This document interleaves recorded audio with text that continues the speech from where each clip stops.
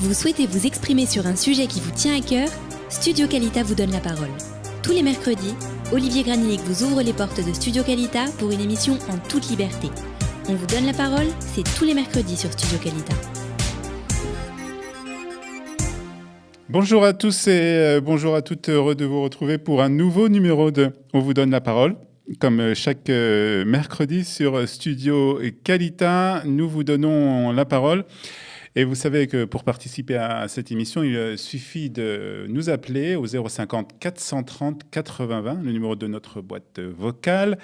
Vous nous laissez un petit message et nous vous rappellerons pour participer à cette émission. Et nous avons tout de suite en ligne notre premier auditeur de cette matinée. Il s'agit de Serge Frati. Bonjour Serge, merci d'être avec nous ce matin. Bonjour. Je voulais parler de l'UNRWA, l'UNRWA, Oui. qui était l'organisme qui était exclusivement réservé aux réfugiés palestiniens. Actuellement, on parle de la décision des États-Unis de surseoir à quelques versements pour une certaine partie de ces activités. On parle de 250 millions d'euros, je crois, Oui. ou de dollars.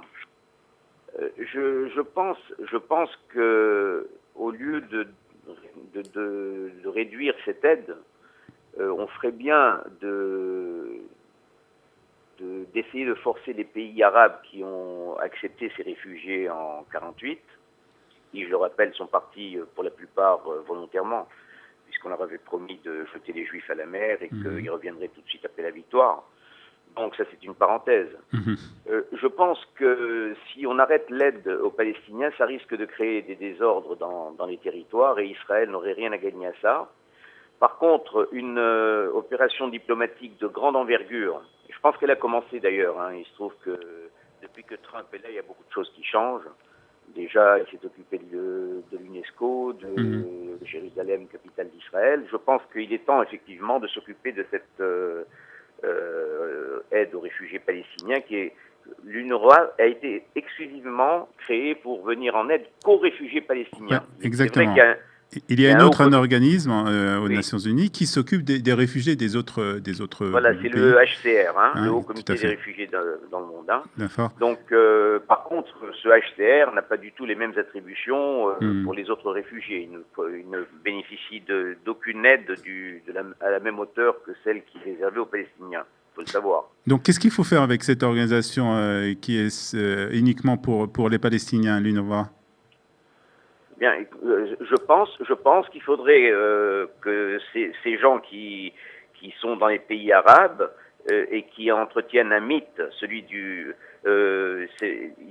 y a un refus d'insertion sociale dans ces pays des Palestiniens, un refus de leur donner la nationalité, ils les laissent pourrir dans des camps, et c'est très mauvais pour une situation qui devient de plus en plus dangereuse dans ces pays.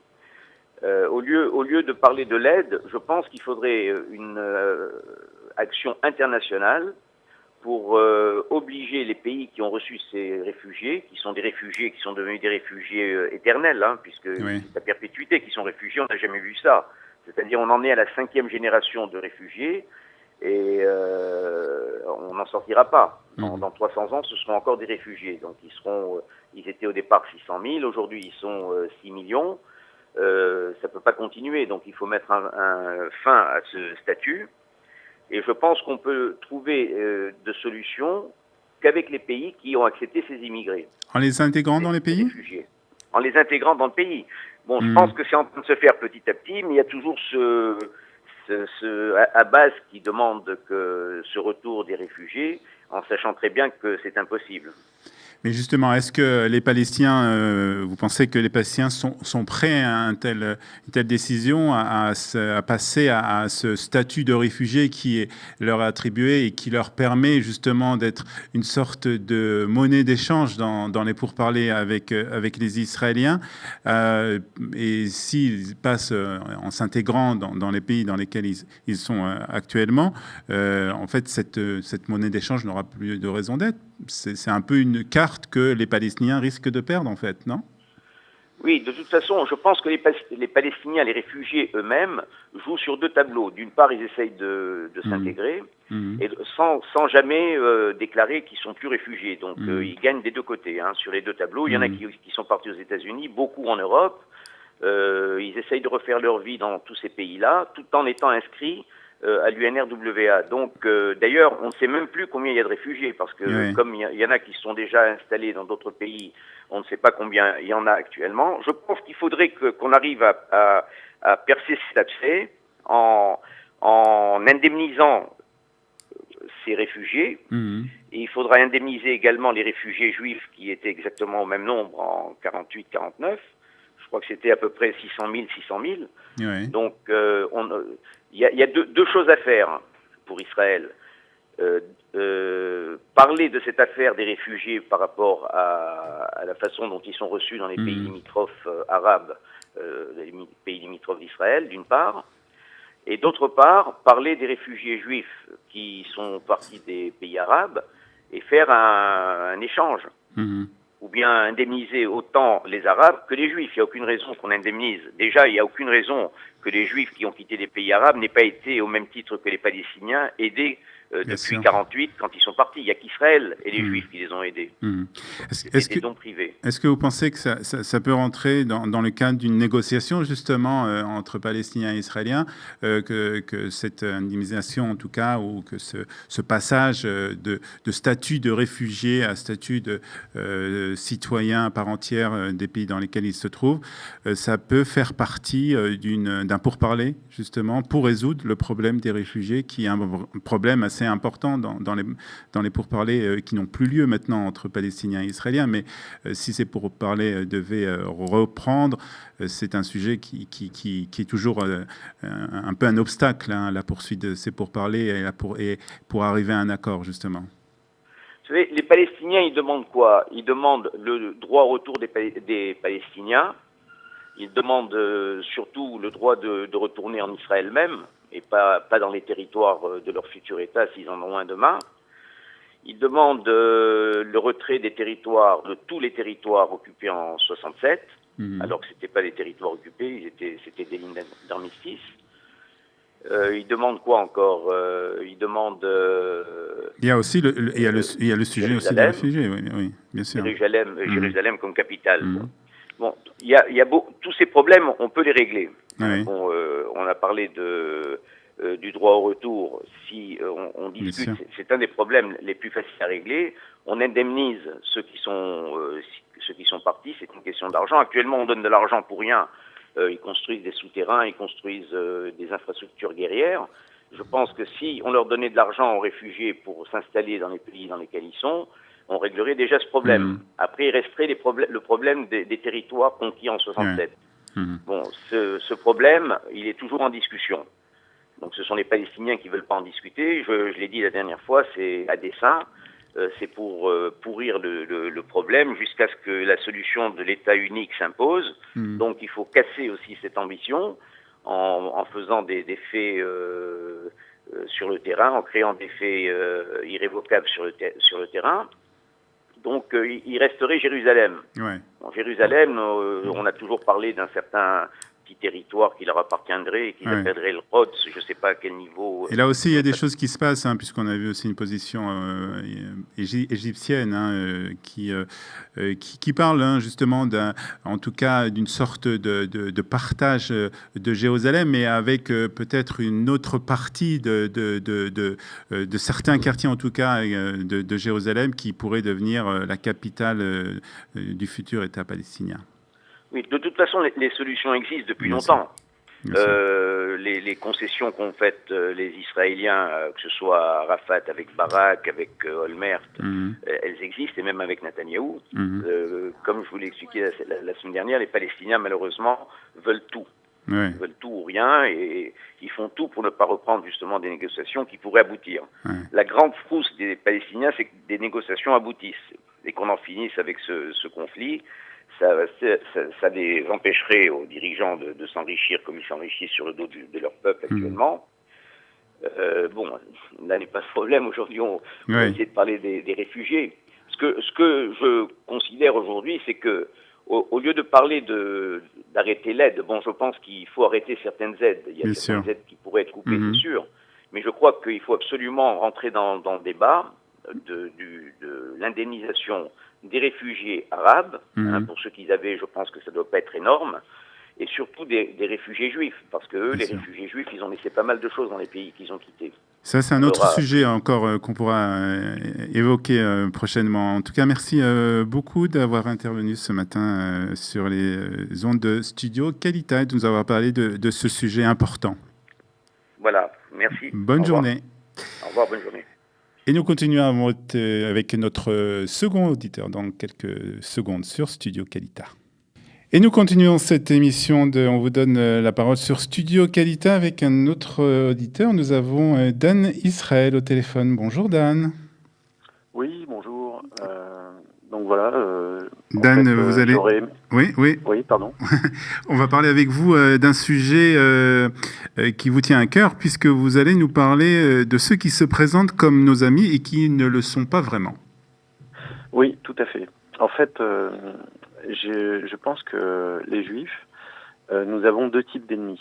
Il y a ceux qui se présentent ouvertement comme nos ennemis et qui appellent ouvertement à notre éradication. Je pense par exemple au Hamas, Hezbollah, etc. Avec eux, au moins, c'est très clair. C'est-à-dire qu'on peut les reconnaître facilement. Ah oui, on peut les reconnaître facilement.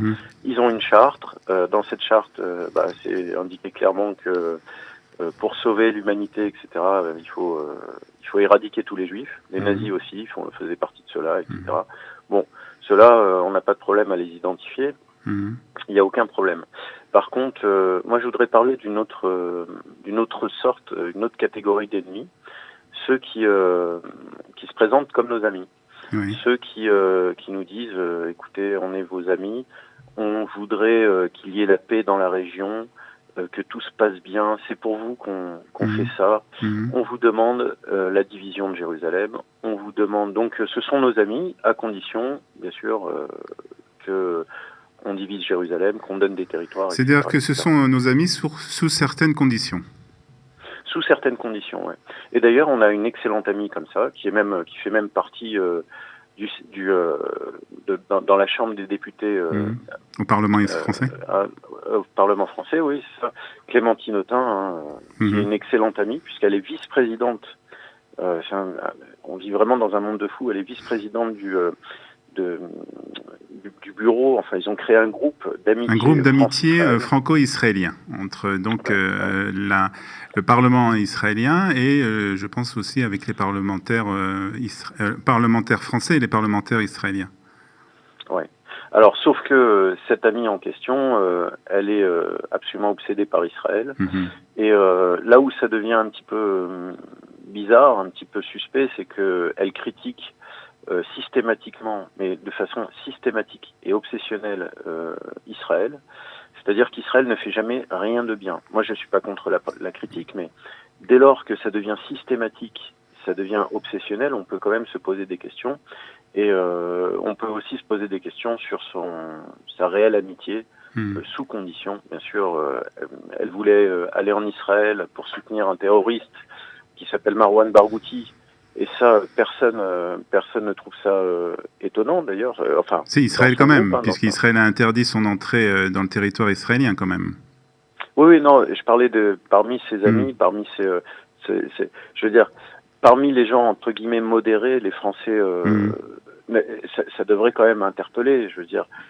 Imaginons demain qu'un groupe parlementaire israélien vienne voir un terroriste notoire dans les prisons françaises et le soutenir, parce que c'est de ça dont il est question. Bien sûr. Je veux dire, ça interpellerait, il y a quelque chose quand même de pas normal dans cette histoire. Je suppose que vous faites référence à une interview sur une télévision I24, pour ne pas la citer, justement, où elle a fait ses déclarations, où elle disait, ou ce que vous disiez en substance, que c'était une amie d'Israël, que justement elle voulait le bien d'Israël, et comme elle voulait le bien d'Israël, il fallait justement qu'Israël fasse des concessions, et qu'il y avait certaines conditions justement pour qu'Israël soit accepté, si vous voulez, dans l'ensemble de la communauté internationale. C'est exactement ça. C'est-à-dire que elle représente, elle est l'icône de ces, pour moi, c'est merveilleux parce que c'est l'exemple parfait de ses amis d'Israël. Quand elle dit, lors de cette interview, je vais pas m'étaler là-dessus parce qu'il y aurait beaucoup de choses à dire, mais quand elle dit lors de cette interview, moi je fais ça pour le bien des Israéliens, et quand on connaît son parcours et ses déclarations, mais c'est formidable, c'est formidable. Elle soutient des gens qui... Oui, pardon. Alors, est-ce que vous pouvez nous dire, ou est-ce que vous avez une idée, qu'est-ce qui se cache vraiment derrière ces déclarations et cette façon de penser? Alors, à mon avis, bon, ça n'engage que moi, il y a un objectif d'émiettement d'Israël. C'est-à-dire que on peut pas attaquer Israël de front.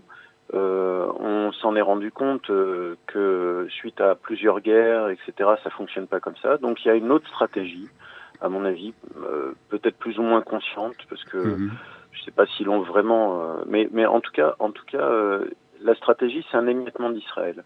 Moi, je voudrais quand même rappeler qu'avant 1922, toute cette région qu'on appelait la Palestine à l'époque, la Palestine historique avant 1922, c'était la Jordanie qu'on connaît actuellement, Israël et la Cisjordanie, c'est-à-dire les territoires dits palestiniens. Mais en fait, on est la Palestine, la plus grosse partie de la Palestine historique, c'est la Jordanie, c'est pas Israël. Donc ceux qui se disent palestiniens aujourd'hui, et d'ailleurs aujourd'hui la majorité de la population jordanienne sont des Palestiniens, et c'est pas pour rien. C'est pas parce que par un tour de passe-passe en 1922 les Britanniques ont séparé ce territoire qu'on appelle la Palestine et l'ont nommé Transjordanie. À l'époque c'était Transjordanie avant de passer Jordanie en 1946. Et c'est pas parce que c'est comme si moi je trace une ligne sur la France, tout ce qui est au sud de Lyon je l'appelle la Belgique. Est-ce que pour autant le fait d'avoir appelé cette zone la Belgique, tous les Français qui sont là-bas sont des Belges, et du coup, et c'est d'autant plus grave cette histoire que en 1917, il y a eu ce fameux décret Balfour